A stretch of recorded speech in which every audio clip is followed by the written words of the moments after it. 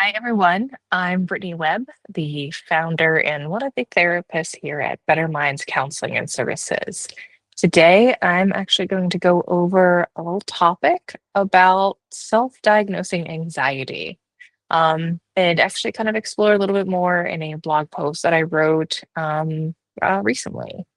So, I will also link where you can find this post, or the blog post that is, if you want to read for yourself, or also can visit our website. So really it's about like, can you self-diagnose anxiety and what should you know about this? So if you've ever typed in, why am I so anxious into a search bar at 2 a.m., there are so many people that do it. You're not alone in doing that. It's really hard when you're lying awake in bed and just like, what is happening to me that I can't fall asleep? Well, the internet can be an incredible resource for understanding mental health. However, it also makes it a little too easy to fall down a rabbit hole of self diagnosing. I've been asked so many times and think that there's a plethora of videos on social media about like self-diagnosing anxiety. And so that question comes up of like, can you actually diagnose yourself with anxiety? You kind of can, but I would do this with caution, especially when it comes to what's known in the diagnostic statistical manual, or the DSM, that therapists, psychologists, psychiatrists use when it comes to generalized anxiety disorder, or what's also known as GAD,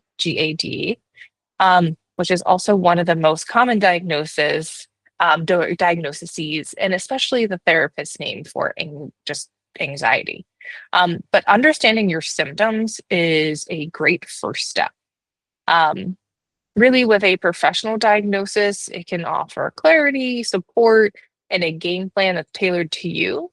But in starting to recognize what maybe some of the presenting symptoms of whether it's anxiety or just like what you're going through is kind of a first step. So let's really explore more about generalized anxiety and what it really looks like when stress crosses the line into anxiety, and how both personal reflection and therapy can help. So let's start off with the first thing. What is generalized anxiety disorder? Or, like I said earlier, like GAD. So GAD is more than just being a worrier or feeling overwhelmed during stressful weeks. GAD shows up as chronic, excessive worry about everyday things like work, relationships, health, or even finances. even there's Even when there's no immediate threat, like you're not going to lose your house, you're not going to lose your job, like relationship's actually okay, but you're just worrying that something's going on, right? Like there's no immediate threat to it. Um, this really impacts then how you navigate these relationships or tasks, or just how you're feeling um, in these places. Think of it this way. If you're constantly waiting for the other shoe to drop, even when life is relatively stable, that would be anxiety talking. It is that you're constantly thinking of the next thing, whether it be like worst case scenario or just like something going wrong. Things are too good right now. Something is going to happen, and you're kind of feeling on edge about it. So, what are some common symptoms of generalized anxiety disorder? Well, it can be persistent worry or fear that feels hard to control. Planning and reviewing for the worst case scenario, restlessness or feeling on edge, difficulty concentrating, or your mind may go blank, fatigue, even when you're getting enough sleep, irritability, muscle tension, like clenching your jaw, like stiff shoulders, like you might feel that they're raised and hard to like lower down. Um, and even maybe sleep disturbances. And what I mean by that is like trouble falling asleep or even staying asleep. You might even catch yourself replaying conversations, second guessing decisions that you've made, or mentally preparing for every worst case scenario possible, just in case. So, when does stress kind of cross that line? When does it become anxiety? Everyone feels stressed sometimes. It happens to all of us. A looming deadline, a big move, a family conflict can spike stress for anyone. But anxiety tends to stick around after the stressful moment has passed, or it shows up even when there's nothing stressful going on. Here's a simple way to think about it: stress is situational. It typically has a clear trigger, or trigger being something that happens to cause stress. It's that something that is the trigger. Anxiety is more internal. It often lingers and doesn't always have a specific cause. So if you find yourself thinking, I shouldn't be worried, I shouldn't be this worried, but I can't stop, that might be a sign you're dealing with anxiety and not just stress. So let's come back to that question. Is it okay to self diagnose anxiety? Yeah, it's fine.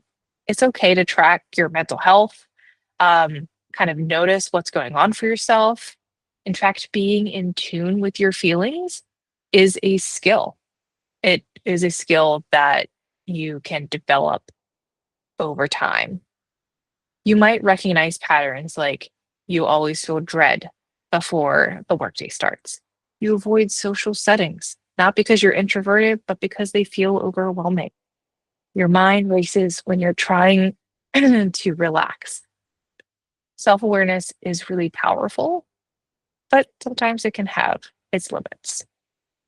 And why I say that is the caution kind of part to it of anxiety symptoms can overlap with other mental health conditions like ADHD, OCD, or even depression.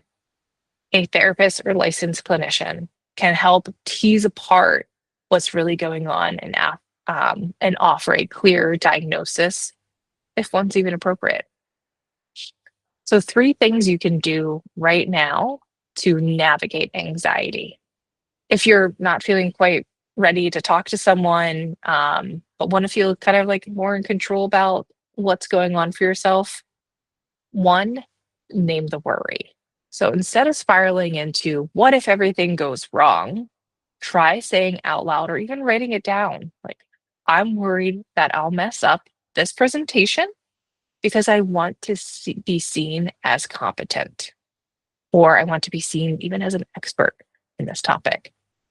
Naming the fear, naming the worry gives it shape and it helps you respond more intentionally to it.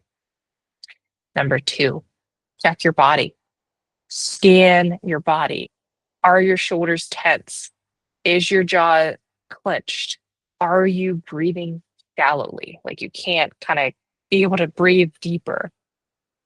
Maybe try what is known as progressive muscle relaxation, where you kind of squeeze one area for anywhere between like 15 to 30 seconds and then release.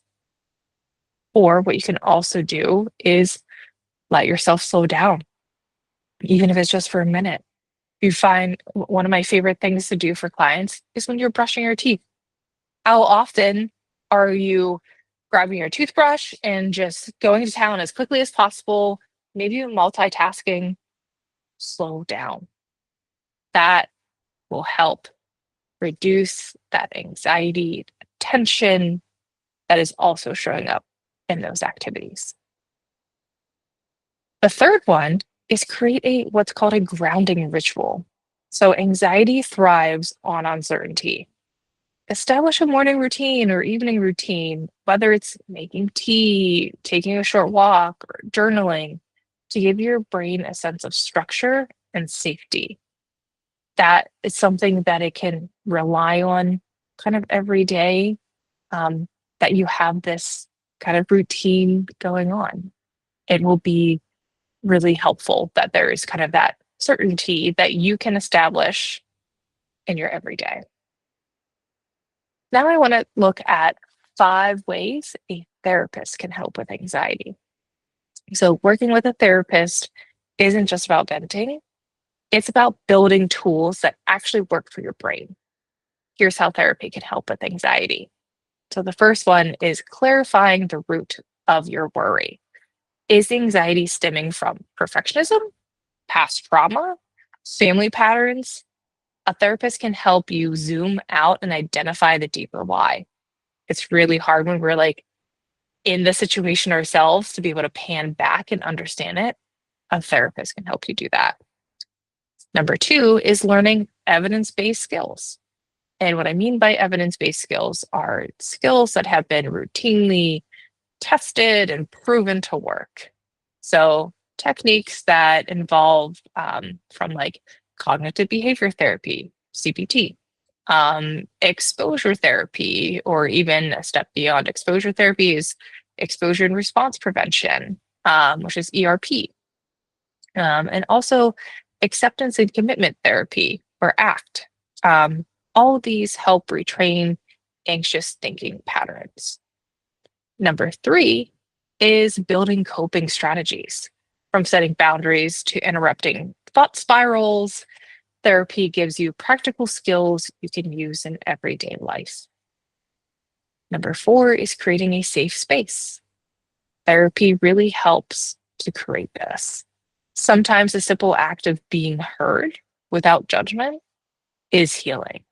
Therapists are able to create this space as they're impartial to what is happening in your life, right? Like they don't know all the ins and outs.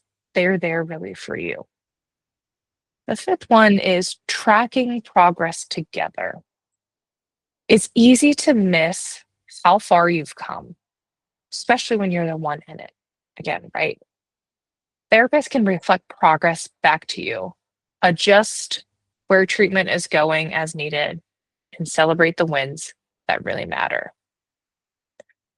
Some final things that I'm kind of thinking about is that you're not weak for feeling overwhelmed. It's kind of part of the human process. Whether you're just beginning to explore your anxiety or you've been managing it for years, support is always available, and healing with anxiety is also possible. At Better Minds Counseling and Services, we work with adults who are ready to break free from the constant worry and finally feel like themselves again. Back to a time where anxiety was not controlling their lives. So if you're ready to talk to someone, please reach out and we can get you connected with an available therapist today.